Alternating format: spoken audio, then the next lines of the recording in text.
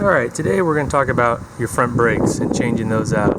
So my front brakes are pretty worn, and I'll show you the worn out brakes when I get them off, but this is how you'll do it. There's these two bolts right here. They're number 12 millimeter.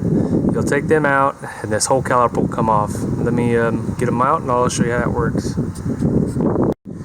So you'll have to ignore this. I'm sorry, this is for my custom fender setup, don't worry about it, but those two bolts are out.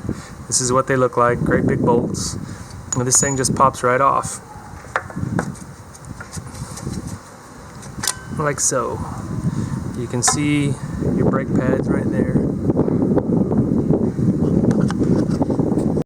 So on your front brake pads you have this pin in the top. It's kind of hard to get it. You got to get it to where these here cotter pins are facing up, so you can grab them with a pair of pliers, pull those out. There's one of the pins,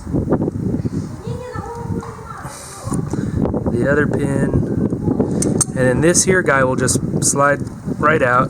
It helps if you push down a little bit on this metal bracket right here. Sometimes it's a little tight.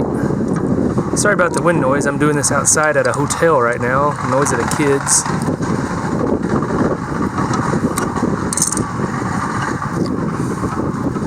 So once you get that pin out, this here metal piece is going to pop off and your brake pads will slide right out the bottom.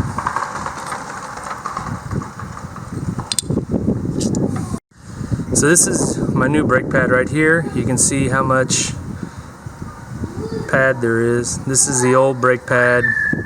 You can see this is where the pad was. It's virtually gone. There's less than 1/8 of an inch there. This new one's upper, that's 1/4 to 3/16 of an inch. So the next thing you'll have to do is you'll have to squeeze your pistons apart so that way you can fit your new pads in and then fit them over the rotor here. Make sure you have, wherever your reservoir is, if you're using the stock one, I'm of course not, that you have room for the fluid to go back up in there, because when you squeeze these calipers, the pistons, the fluid's gonna go back. So I just do it with this pair of channel locks, simple, easy, doesn't take much pressure. You just squeeze, you can watch it back off. Do the other side. So once you get those off, your new pads will slide right up in here. Here's one, here's the other. My pads look like hell because they've been riding in my toolbox for thousands of kilometers just waiting for their day to shine. That's why they're all dirty and look beat up. Normally on this pin I would put some kind of like copper anti-seize on it. I don't have any here, so I'd not. And when you put this in, you gotta squeeze this top metal piece down a little bit. It's kind of a pain to do it all and get everything all lined up.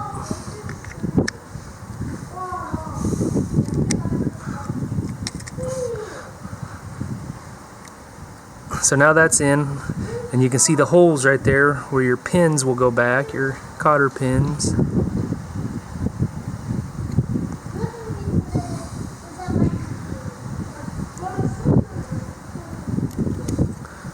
So that's back.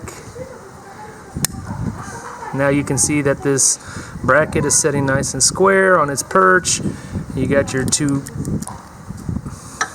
your pads here. I kind of like put them in, spread them a little bit further with a screwdriver like that. And hopefully they'll go right back on here. Just like that. Slide in.